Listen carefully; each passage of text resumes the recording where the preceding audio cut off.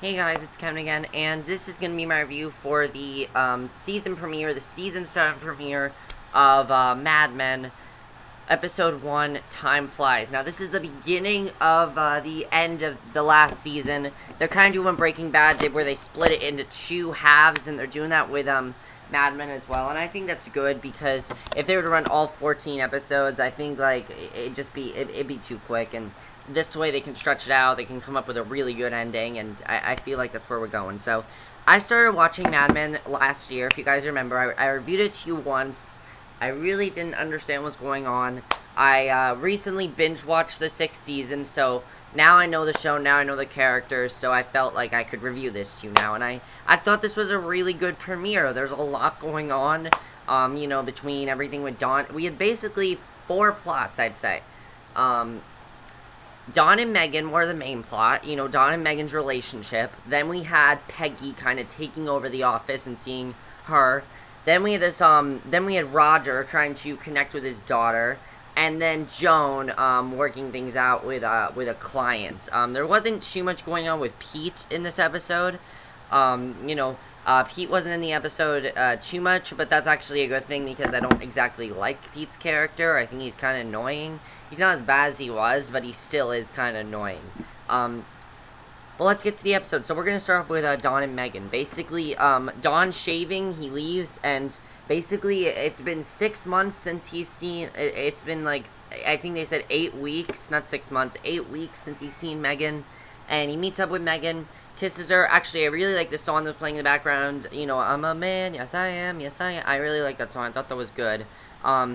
Basically, he kisses her, tells her he likes the car she drove up in, and they go somewhere. They go to dinner. They meet up with Alan, her manager, and as we know, Megan quit that soap opera she was on, so, she's kind of a free woman right now, and basically, he tells Dawn he felt it was important that he knew the man that his wife was spending a lot of time with. Furthermore, he mentions that Megan is going to kill it in California, and she feels like she ate a bag of butterflies. She's pretty shocked because she's getting work on NBC, so basically she's gonna be doing another show or something like that. So then they arrive at her new place. At her new place, and he doesn't like it very much. Dawn doesn't like it very much. He's calling it Dracula's castle. And the two start making out. She claims to be a little dizzy, needs to walk around, and all the while you can hear wolves howling in the background. Kind of creepy, honestly. Dawn brings Megan to bed. He tells her to rest. Megan tells Dawn not to flick cigarettes off the balcony. It could cause a fire. Dawn heads into the living room and watches TV. The one thing that we did not see in this episode that I was kind of surprised about is we didn't get to see what happened after he brought his kids to that whorehouse. Because all we saw was he told his kids, this is where I grew up, and we didn't see what happened after that. So then Dawn meets Pete, and he's actually pretty tan. Pete looks pretty tan and everything. And after some ideal chit-chat, Dawn asks Pete where he's living, and he says in a small apartment near the tar pits. And Dawn tells him that he's been keeping busy. Pete tells him that he signed a fish and chip franchise and is surprised that Roger didn't make an announcement in the New York office. And Pete tells Dawn that last week he picked a sun-kissed orange out of the tree and couldn't believe that Ted stayed in the car. The big thing here is that, as we know, Dawn was fired from Sterling Cooper, so he pretty much doesn't have much to do.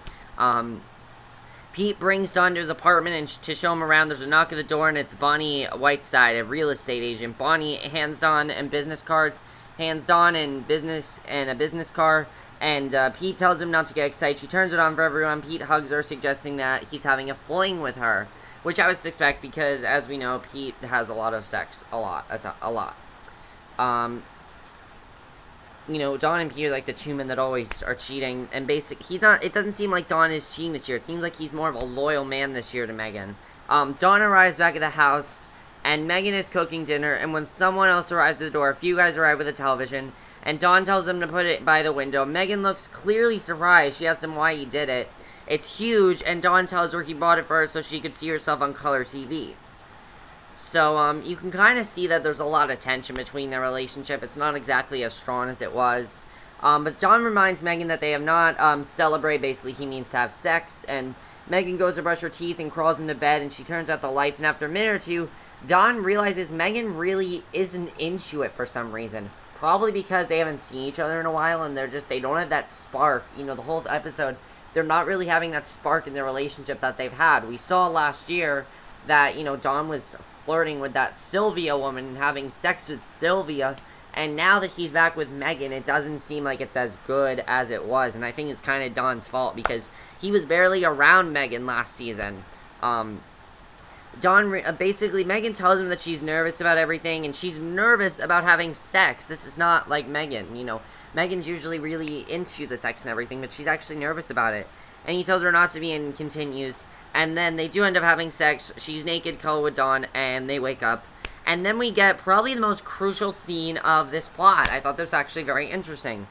Don gets on a flight back home, and this woman sits beside him, and she asks if he wants a sleeping pill, and he says no, and she says her either. They start talking, and he says he usually sits beside a man with a hairpiece eating a banana, and after a while they start to get comfortable to fall asleep on the plane.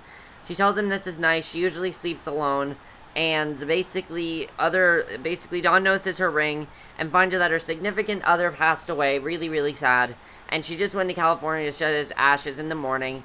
Dawn finds the woman cuddled on his shoulder, and she tells him that if she wants his wife, she wouldn't like this. Dawn tells her that his wife knows he's a terrible husband, but doesn't know much. She tells Dawn to keep it that way. If she doesn't know, she tells Dawn that she could make him feel better. She has a car waiting for her, and she could give him a lift. Dawn says he has to return to work, then opens the window blind and lets the sun in. Basically, what Dawn is seeing is that he's telling her that he's flirting with all these women behind Megan's back and having sex with all these women behind Megan's back, and he says he's a terrible husband, and basically this girl is saying don't tell her about it. So Dawn gets home, Freddie arrives with some drinks and lunch and tells him about the work on Accutron. So then we see Dawn watching TV, clearly feeling good after a couple of drinks. Dawn tries to close the balcony door, and when it won't close, he goes out there and he sits down very shaken. Basically because he's realizing his marriage is basically falling apart, which is pretty sad. But that was Dawn's plot, and I thought Dawn's plot was pretty strong. I'm wondering if Dawn and Megan's relationship is falling apart. I'm not really sure. But let's go to Peggy. Peggy pretty much has taken over Dawn's place, Dawn's not working at Sterling Cooper anymore, and Peggy's basically taken over. So Fred Rumson is pitching Accutron watches to Peggy. She says it's a home run, really good. Accutron is in. It is a time for a conversation. Shirley comes in and tells Peggy it's a 5 minutes until her next meeting. And Lou Avery, Peggy's new boss, is in a meeting with her and the team. And Lou calls it a routine checkup. And he wants to know if there's information about Chevy. There really isn't much. Peggy notes that Lou didn't pick an angle for Accutron. Peggy pitches, it is time for a conversation, and he tells her that he doesn't care what she thinks. So Peggy sees Ted outside her office, closes the screen so she doesn't have to see him, and she just doesn't want anything to do with him, because as we know, she broke it off with Ted, because she found he was cheating on her. Peggy arrives at the office, goes in search of Stan, but finds Ted instead in the kitchen, and we have an awkward moment between the two, but then Stan arrives in the kitchen, Ted leaves, and he tells Peggy to buck up. So then, basically, what happens is Peggy gets a knock at the door, and this little boy named Julio tells her that she needs to go to their apartment to help unclog the toilet. Peggy gets a plunger and tells him to go away. And then after that, Peggy gets to work. Lou arrives just after her and tells him she's sorry for what she suggested. She should have told him about Freddy's original idea. Accutron, it's not a time piece, it's a conversation piece. Lou says he already made his choice and will not be influenced by Peggy's charm. So Stan goes into Peggy's office, tells her that it's time to give up on Accutron. Lou made a decision, Peggy just doesn't want to let it go. She still wants to try and convince him to go with Freddy's better pitch. And then she arrives home. Once she's alone, she falls to the floor crying because she knows that it's not exactly working for her. So she's a very big position to fill, and we can see that it's very stressful for her, but yet I think she's doing a good job, but it's just very stressful for her at this time. So that was Peggy's plot, and I thought her plot was also really strong. Now, the third plot had to do with Roger. Roger is in bed with all these different women, but his daughter calls him and says she wants to meet with him. As we know, he was approached, he met up with his daughter last year, and she wanted to meet up with him in this episode, basically. That's what her plan was. So yeah, that was definitely interesting. And after that happens, what happens after that? Roger does meet up with his daughter for lunch. She tells her he's nervous about being summoned. She tells him that she forgives him for everything, for leaving her mother and everything. She goes on to say that anger can be relinquished by love. Roger doesn't buy it. He feels like she wants something. She claims she wants nothing. He arrives home and he just wants to get some sleep. And so definitely, you can see that definitely there's a lot of tension between him and his daughter right now. You know, there's a lot going on there. I found that plot very interesting. I'm interested in seeing where that exactly goes because I do find it pretty interesting. I enjoyed that plot, though. It's basically him trying to reconnect with his daughter, but he feels like she wants something out of him. And then Joan's plot, I don't know, I wasn't as into Joan's plot. I thought her plot was still good, but I wasn't as into it. Joan basically, she's outside Ken's office. She hears him yelling, and then he throws guys out of his office. She's there to discuss Avon, and Ken complains about Pete and Butler footwear, and Ken directs Joan to tell Butler that he's not available, and says to make him go away. Then the phone rings, and it's Bob Benson for Ken. So then she's at a restaurant, and she meets up with Ken's client, Wayne Barnes, from Butler Footwear, and he tells Joan that he wants to move all his company's advertising in-house. She tells him that her complaints relationship with his company is very important to them. Joan asks him to hold off on his recommendation for at least a few days. So then, Joan goes to meet with a professor at the business school and talks about the Butler campaign. She tells him that their head of marketing has an MBA and she needs to make an impact. So she's also trying, she's trying to push the footwear thing. And then what happens? Joan arrives in the office, finds out that Wayne Barnes from Butler Footwear made an appointment. She calls him, threatens that if they do in-house advertising, they will compete with SC&P, and it won't go well for them.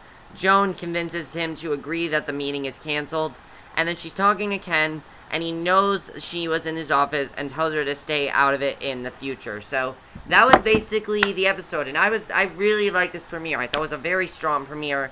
I really enjoyed, everything that happened in this episode. Couple things that I am wondering, though, about Dawn and Megan's relationship especially. Do you think I feel like Dawn is kind of realizing some things, like he's realizing, I'm a terrible husband, I was with Sylvia all this time, and I wasn't with Megan at all last time. This is kind of payback for what he did to Megan last season, it's kind of payback for that. I kind of feel like that's what's going on here. Because it seems like Megan's just not as into it this season. It seems like she's not into the relationship. So I have a feeling, I've always had a feeling the relationship is headed for a disaster. No Betty in this episode. As we know, he did have sex with Betty last season as well and didn't tell Megan. So he's kind of realizing I'm a terrible husband, I'm a jerk, and why does she still love me? What's the point of any of this? I thought that was definitely interesting. Also, Peggy. I like that we're seeing that Peggy is having a hard time filling Dawn's position. I'm interested in seeing where that's going to go. I'm very interested in seeing that whole thing. I think that's a very strong plot. I enjoy that. Roger's plot's interesting too. Him basically reconnecting with his daughter. I'm wondering if it's true that his daughter just wants money, or if she really is back to see him. I'm wondering what's gonna happen there with him and his daughter. I'm very interested in that. Also, Joan. What's going on with Joan? I mean, she's trying to push this whole footwear thing, and I'm not exactly sure if it's gonna work for her. I hope it works for her, but I guess we'll just have to see. There were a couple characters we did not see in this episode. Pete, we don't really know what's going on with Pete, except he has that apartment. So I'm wondering what's going on with Pete. If Pete possibly he's just working by himself. I'm wondering what's gonna happen there. It seems like he's all by himself now, and I kind of like that all the characters are, we saw more of the characters doing some new things in this season. I'm interested in seeing how it's all going to end for them. But the characters we did not see in this episode, as I said, we did not see Betty in this episode. We didn't see her. But I'm just very interested in seeing where all this is going to go. And let me know if you guys saw this premiere. I overall really enjoyed it. I will continue to watch the show. I think it's a very good show. I do like the show. One of the things I like about Mad Men is it's one of the few shows where it's not a completely, action type of show. There's action going on, but it's all, like, conversations. It's not, like, action like Game of Thrones action. It's nothing like that, and I think that's pretty cool about the show. That's one of the reasons why it's one of the best shows on TV, because it's so interesting, yet there's not a ton of stuff going on, because it's not like there's action or anything, but it's still one of the most interesting shows on TV, in my opinion. I feel like I'm definitely looking forward to seeing, you know, where the rest of it goes. But that's it for my review. I hope you enjoyed, and I'll see you guys in my next video, which will be my review for tonight's episode of Bates Motel. So, see you then. Bye.